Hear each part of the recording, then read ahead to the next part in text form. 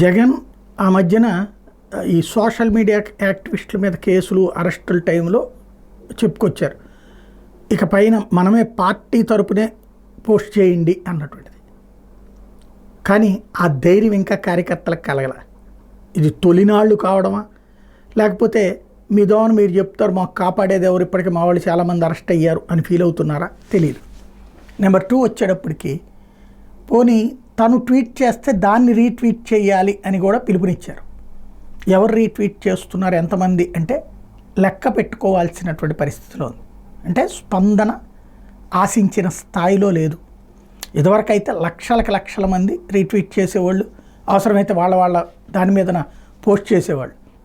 అందులో జగన్ రైట్ చేస్తున్నది చాలా కీలకమైనటువంటి అంశాలు.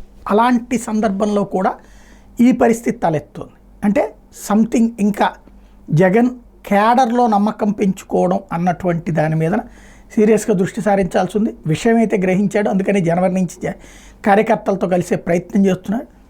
అది సక్సెస్ అయ్యేదాకా ఈ సందిగ్ధత వైఎస్ఆర్ కాంగ్రెస్ పార్టీని వెంటాడుతూ ఉంటుంది.